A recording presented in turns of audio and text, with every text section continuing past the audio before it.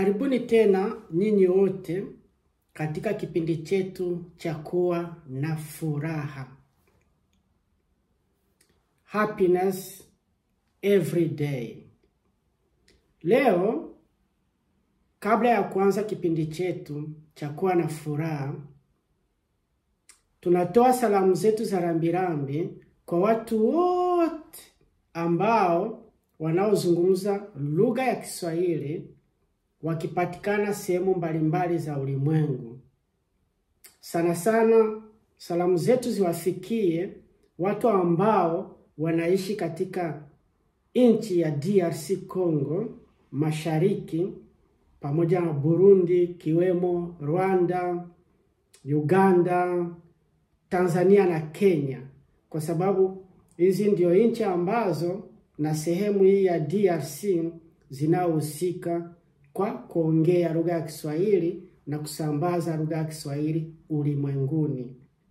So, watu wote wanaopatikana katika hayo maeneo tunawasalimu wote, pamoja na watu wengine ambao wamesambaa katika nchi mbalimbali kutokea katika nchi hizi wakiwa Ulaya, Marekani, Asia na pengine pote wanaopatikana ulimwenguni kote tunawasalimu pia.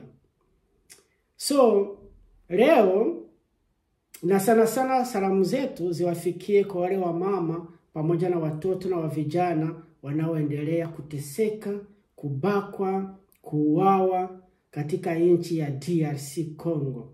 Isitoshe, katika hizo sehemu za matatizo na za vita, watoto na wa vijana huwa mara nyingi wanakosa namna ya kwenda shule, hata na wanawake wengine kwenda shambani inakuwa ni vigumu kwao. Huku ikileta tatizo la kupata mlo wa kila siku, na huku wengi wakiwa na njaa na matatizo ya huduma za kwenda hospitalini. So hao wote tunawapongeza, ila kwa vyovyote vile kabla ya kuanza kipindi chetu tunawaambia kwamba muwe na furaha. So mtakaposikiliza kipindi hiki, labda utapata kitu fulani ambacho kinaweza kukusaidia ukafanya jitihada na namna yoyote ya kukuwa na furaha. Kipindi chetu cha leo tutazungumzia neno aibu. So mara nyingi kuna maneno ambayo sisi tunatumia binafsi, binadamu wote, lakini huwa mara nyingi hatuyatilii mkazo ili tuweze kuingia in deep ndani kabisa, ili tuweze kutambua hayo maneno yanazungumza nini na hayo maneno yanaweza yakatusaidia vipi. Kwa sababu mara nyingi huwa tunaona vitu ambavyo tu vinavyopatikana huku tukifikiri kwamba ndio msaada, lakini tumesahau kwamba neno au tamko ni msaada mkubwa sana kabla ya vingine vitu vyote kuja. Mfano, Mungu aliyeumba mbingu na dunia, mara nyingi neno lake ni chakula chetu sisi, na neno lake linatenda. Ukizingatia kwamba wakati alipoumba mbingu na dunia na kuumba kila kitu, alitumia neno. Kwa sababu Biblia inatuambia akasema kitokee, hicho kitu mara moja kikawa kimetokea kulingana na uumbaji wake. Isitoshe, pamekuja wa manabii wengi pakiwemo na Yesu pia walikuja katika neno wakiongea. Yale maneno yao yalikuwa ni maneno ambayo yanafariji binadamu na yanatenda kabisa kimuujiza, na kila kitu kinakuwa kimekuwepo. So, kwa hivyo basi neno mara nyingi watu wao watambue kwamba neno au matamko ni moja wao ya msaada, au yanaweza yakaleta laana au matatizo yengine kwa ajili ya ile kutamka wala kuongea au kunena kitu. Mfano, hata wazazi wetu wa mbele walikuwa wanaongelea kwamba kumlaani mtoto wako au kumpatia baraka wanatumia ni maneno. Hawatumii vitu au hawatumii vitendo. Ni maneno anayotamka mzazi, alafu hayo maneno ukawa umeenda nayo. So, leo tutaongea kuhusu neno aibu. So, ikiwa kwamba mzazi wako au binafsi, neno aibu lina maana gani kwako? ili neno aibu linaweza likakuathiri vipi au likakupatia msaada upi.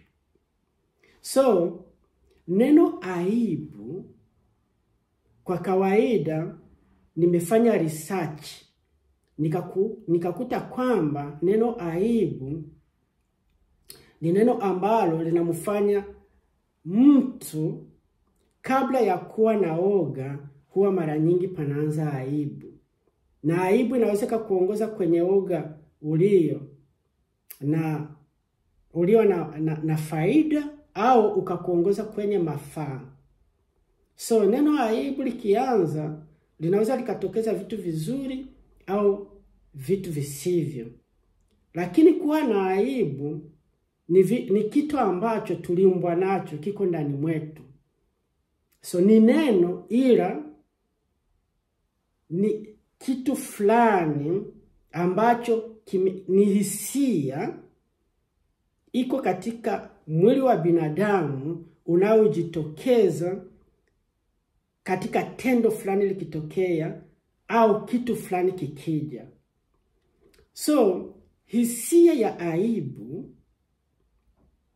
nimefanya research pia nikakuta kwamba kati ya mvulana na msichana au wanawake na wanaume, walio na aibu asilimia kubwa ni wasichana na wanawake. Ndio watu wenye aibu kubwa kuliko wanaume na wavulana. So aibu inaweza katokea katika aina tofauti mbili. Kuna ile aibu ya kuleta faida na kuna ingine aibu ya kujiangamiza mwenyewe au ikatokeza vitu visivyo. Lakini hapa tuone aibu gani ambayo tutatumia leo. Leo tutatumia aibu yenye faida. Kwa sababu kipindi chetu ni happiness, mara nyingi huwa maneno yote ambayo tunayotumia yanakuwa na positive, yangine yanakuwa na negative. So leo tutatizama positively au faida au vitu vizuri ambavyo vinavyoambatana na kuwa mtu amekuwa na aibu. So tumeona kwamba wanawake asilimia kubwa ndio wenye aibu. So uzuri ni upi? Ukitizama ukichunguza wewe mwenyewe utakuta kwamba wanawake ile aibu yao mara nyingi huwa inawasaidia. Moja ni lipi? Tuseme kwa mfano, wanawake walio na busara wakifika mbele ya wanaume huwa na aibu. Ile aibu ilitokana na enzi za kale kwamba ilikuwa vigumu kwa mwanamke kumtongoza mvulana au mwanaume. Imekuwa ni vigumu kwake.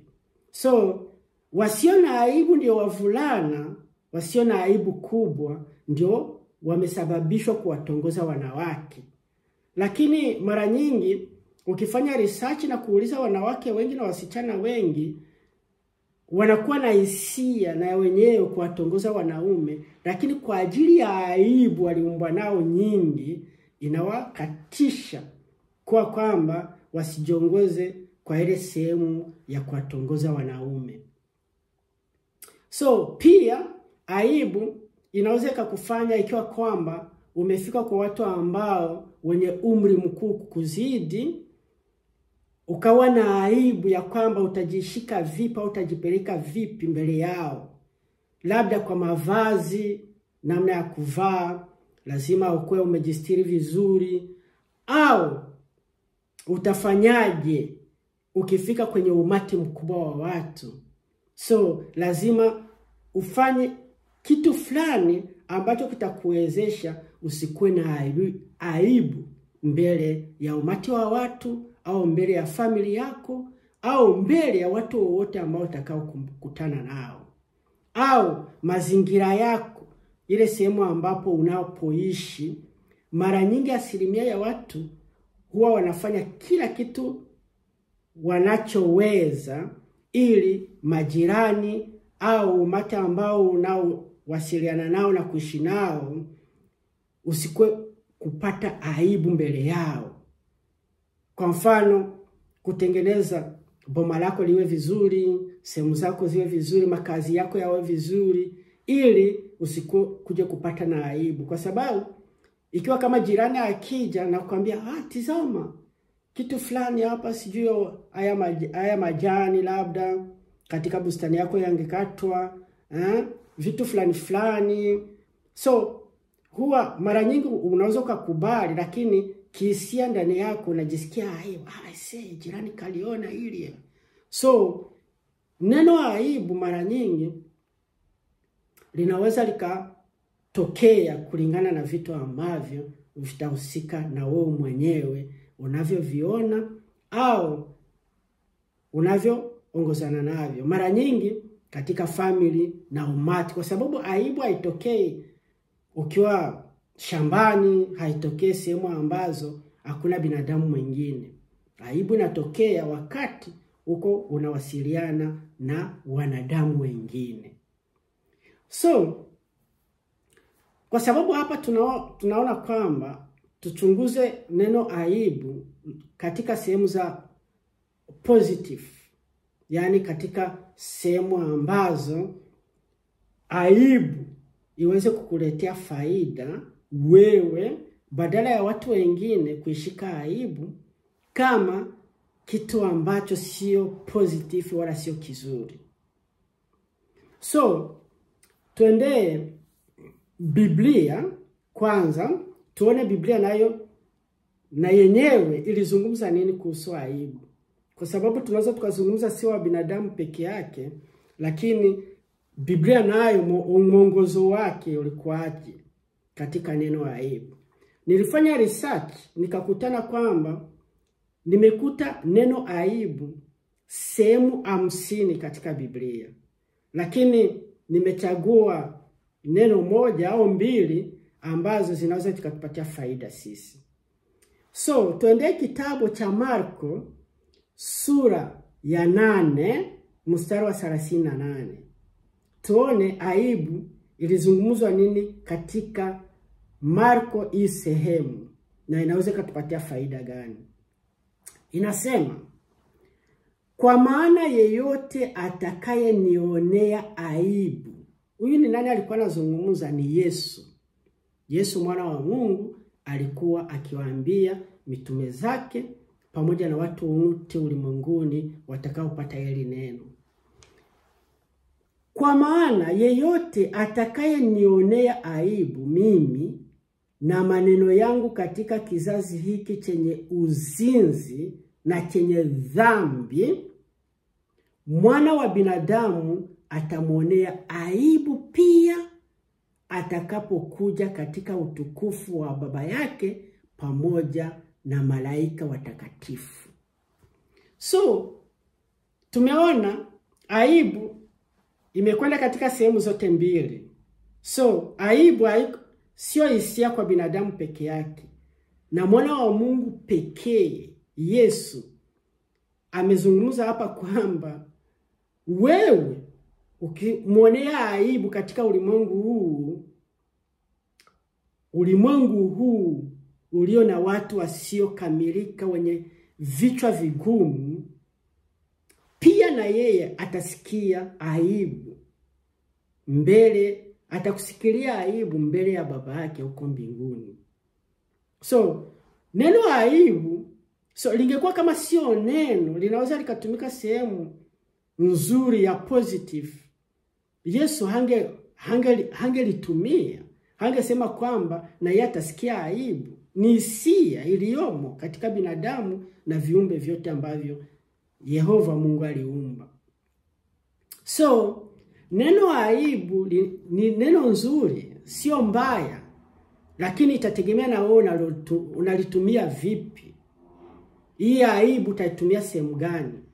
So anaonyesha kwamba aibu, ikiwa kwamba wewe utamsikilia aibu Yesu Kristo wakati huu katika ulimwengu wenye dhambi na uzinzi, na yeye atakusikilia aibu akiwa huko mbinguni pamoja na Babake. So kivipi? Hapa atafuta kuzungumza kwamba wakati unavyotangaza neno lake, neno la Mungu na yale ambayo alituambia tutangaze kwa ajili ya watu wawe vizuri, waweze kumfuata Mungu wa kweli, isitoshe hiyo ni aibu. Hiyo ni aibu. Kwa sababu mara nyingi watu wakifika mbele ya umati, mara nyingi wanasikia aibu ya kutangaza neno la Mungu. Mara nyingi wanakataa kwamba Yesu Kristo ni mwana wa Mungu. So, kuna vitu fulani vingi vinasababisha watu kwa ajili ya aibu kumkataa hata Yesu Kristo. So, hii sio vizuri. Vizuri ni kwamba aibu itumie katika nafasi ilivyo. So, nafasi ilivyo ni kwamba aibu yako ikiwa kama ni sehemu ambayo sio sehemu aibu inakataliwa, ni vizuri kuitumia aibu. Kama nilivyozungumza, kwa mfano ukiwa kwamba uko msichana, utakwenda mbele ya babake au ya mamake ya mvulana ambaye umependana naye, lazima ujistiri, uvae vizuri. Hii ni aibu. Yaani umewasikilia aibu kwamba wewe hutaki kuonekana mtu asivyo, wala mtu asiye na maadili mbele ya wazazi wako na wazazi ambao utakao kukutana huko mbele. So, mara nyingi huwa watu wakiona msichana mwenye aibu, huwa wanamuona kwamba positively ni mtu ambaye anaweza kujistiri na anaweza kujishika vizuri. So, aibu, ukishafanya hivyo, hautakuwa na aibu mbele ya wale wazazi, kwa sababu tayari umeshajistiri, umeshakuwa vizuri. Na ukifika mbele yao, ni kwamba ile aibu lazima kwanza ukubali, kwanza wewe aibu nayo, hiyo kwanza ukubali. So, ukishamaliza kukubali kwamba una aibu, hii itakusaidia utafute mbinu zilizo nzuri ili usikuwe na aibu ya kitengo wala ya vitu fulani ambavyo utakavyo vitenda mbele. So, aibu iliumbwa, ni hisia tunayo. Ni hisia tunayo, lakini aibu inatulinda tusifike kwenye kiwango cha kuwa mwenye woga au tukajikuta tuko victim. So, ukishakubali kwamba wewe una aibu, kila mtu wote ana aibu duniani. So, utatafuta mbinu za kutoa ile aibu ili uweke vitengo ambavyo vitakusababisha utende vizuri. Watu wenye hawana aibu mara nyingi ni makriminal. Mara mingi ni watu ambayo wanasababisha vitu visivyo. Ndio hapa tumeona kwamba aibu imefanya watu wakawa wazinzi, wakawa wauaji, wakawa watu wasio kuwa na maadili. Yaani ni watu ambao wanaotenda vitu vya kikatili duniani. So, ndio mara nyingi tukizungumzia DRC Congo, tunaona kwamba ubakaji wa wamama pamoja na uuaji wa watoto na watoto wengine kupelekwa katika sehemu za vita, wanaoongoza hivi vitendo ni watu ambao aibu yao walishaitia pembeni ili wajiendeleze kufanya vitu visivyo.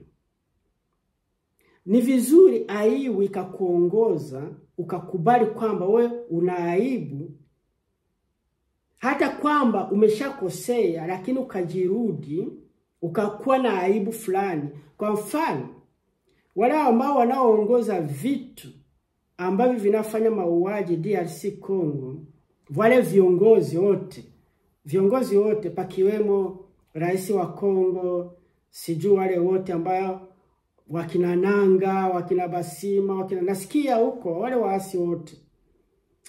Na nchi ambazo zinavamia Kongo pia ni nyingi tu ambazo zinakuja zinafanya vile vitendo ambavyo vinasababisha wamama kubakwa na watu wengi kuuawa. Pamesha kufa milioni nasikia 12 za Wakongomani. So, hawa viongozi wote ingekuwa vizuri wakasikia aibu. So, aibu ikawajia ambayo itawasababisha kukaa na kusikitika na kuacha vile vitu. Angalau kwamba wao wameingia ndani kwa ajili ya kupata kipato, kwa sababu tumesikia huko ni kwa ajili ya yale madini, kuuza madini, nasikia ndio kiwango kikubwa, hata Trump amezungumza hivyo. So wangekuwa na aibu kuona wale wa mama zao wanavyobakwa kila siku, kwa sababu ni kama wa mama zao. Wale wanawake wote wanaobakwa Kongo, wanaouawa kikatili, wanaochinjwa, watoto hawaendi shule, wengine wanaikana njaa. So wangepatwa na aibu fulani ili iwasababishie kufikiri na kuweza kustisha yale mapigano, badala na kutafuta njia nzuri ambayo inaweza kuwasaidia wananchi wao. Ni vizuri wakawa na aibu. Kuwa na aibu sio kitu kibaya. Tumeshaona kwamba msichana akifika nyumbani, ukiona amekuja, kama ni mvulana wako na muhitaji kwa mke wako kesho, lazima aonyeshe hisia za aibu kidogo. Akiwa kama hana hisia ya aibu, huo hata kuwa mwanamke mwema, hata kuwa mwenzi mwema. So na wenyewe wapatwe na aibu ya kwamba wale wamama wanaobakwa, wale watu wote ambao wamefariki kwa ajili ya hizo vita, waache kabisa, badala ya kuendelea kugangana kwamba tutapigana tu. Kwa sababu ni vigumu. Kitu ambacho hawafahamu ni kwamba Kongo inavyoongozwa haiongozi kama nchi zingine. Na isitoshe Kongo ni nchi ambayo pekee wao ni watu ambao wana fikira zao tofauti na jirani wao.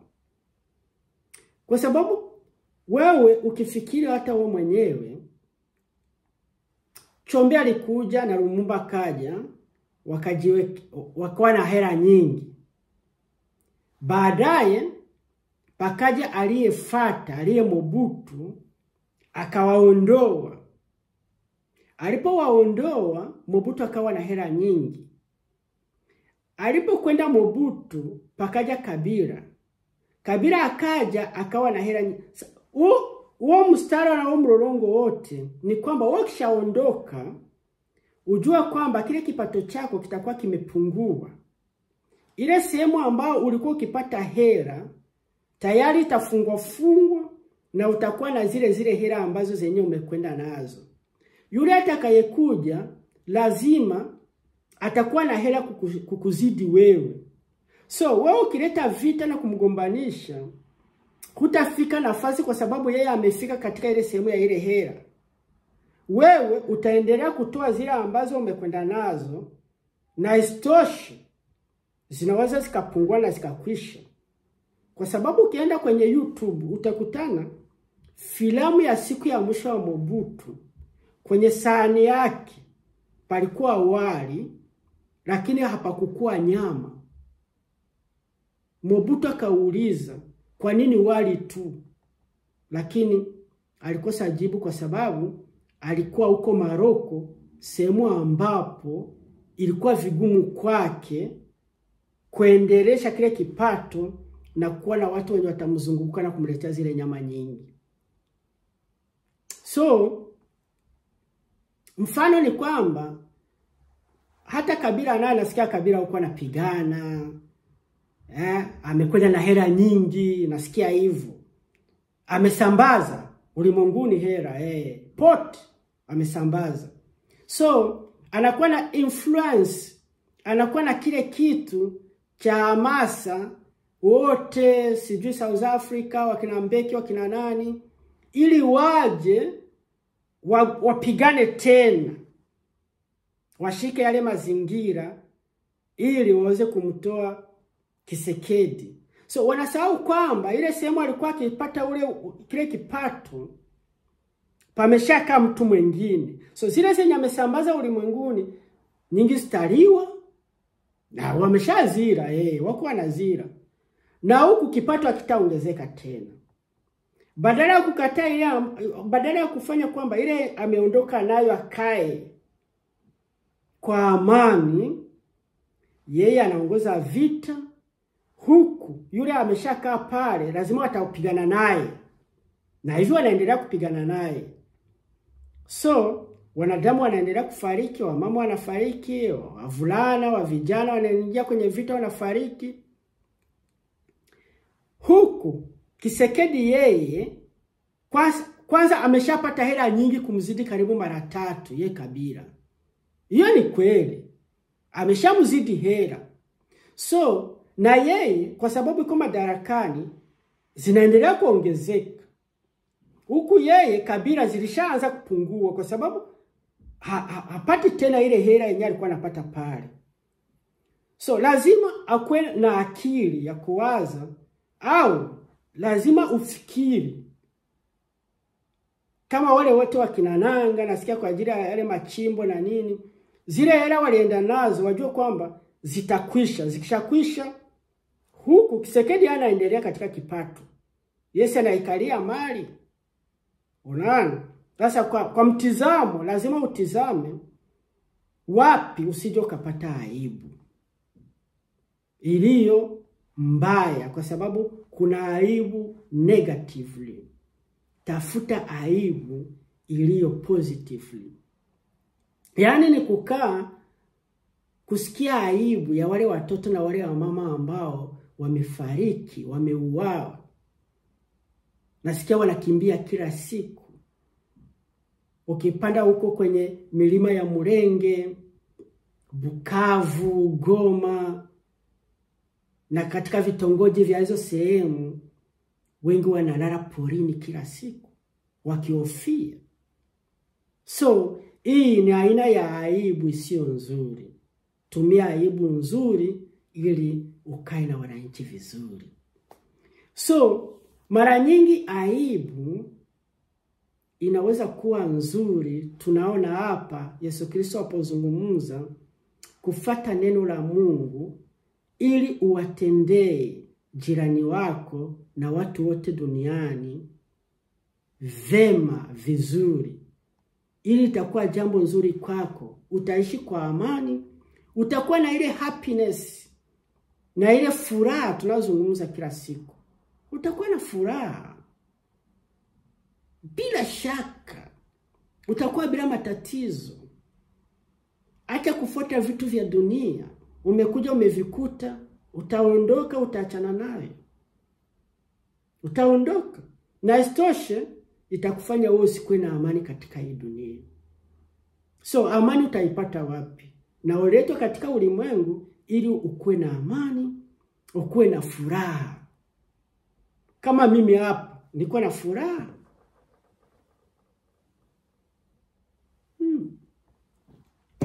Na sina zile hela zote za wakina Kabila, wakina Tshisekedi, wale wote wanaoongoza zile vurugu. Mimi sina ile hela.